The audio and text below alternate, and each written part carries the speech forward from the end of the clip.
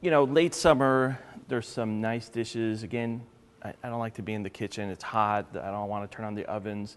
So I'm trying to look at something that's nice and refreshing and crisp. You might be getting a lot of cucumbers out of the garden right now. You're like, no more Greek salads. I don't know what else to do, you know. So I love this. It's a very typical Japanese dish. It's a cold soba noodle pasta dish. What I'm going to do is actually I'm going to make the dressing so we can let that sit. So this is as much as you like. Again, if you have children, this is some hot chili oil. So I just like to add a little. There's some rice wine vinegar. If you don't have rice wine vinegar, you know, the thing about Asian is sometimes you're like, oh, I love to cook Asian, but then I buy this whole bottle and I have one thing of it. So I love Asian cooking, so it never goes to waste, but I understand. So if you don't like rice wine vinegar, just get some white wine vinegar that you'll use probably more often than once. Some basic peanut butter, some soy sauce, a little sesame oil, some minced ginger, great flavor, a little sugar.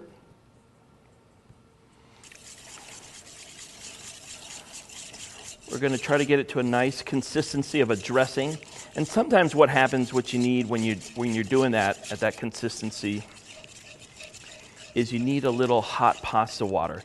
So whatever the water that you used for pastas, I always save like about a half cup to a cup in whatever dish. Because if you're making a sauce and it's, you know, and it's reducing, it's getting a little too thick, well then you add that pasta water, which already has a little salt, a little of that flavor of the pasta, a little of that starch, and it kind of helps thin it out. It kind of helps bring it back. And it's a nice binding agent. Yeah, it's a nice binding agent. So you can see this is a little thick to be mixing, so we're going to use, where did that water go? Perfect. I might need some more, but we'll add a little at a time. I'll add a little pepper. I don't need salt. Why? Because the peanut butter has salt. Sure. The soy sauce has salt. So don't want to overpower. You're not going to overpower. But I tasted it. It tastes good. I love black pepper on everything. And that's just that nice consistency of a dressing that you want. What we're going to do is we're going to take these cucumbers. I'm going to peel them.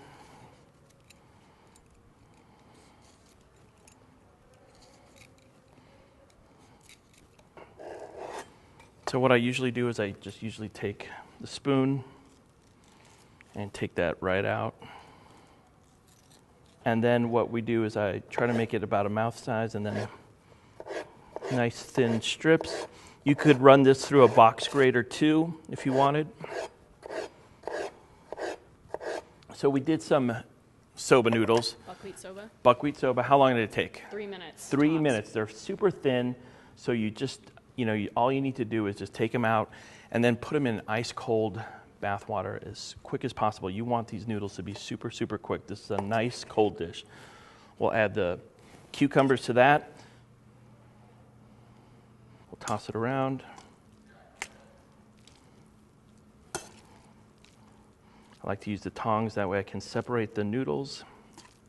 Nicely dressed, all the noodles have some dressing on it. Then again, we just like to finish off with a nice garnish. Here, I'm going to go green here.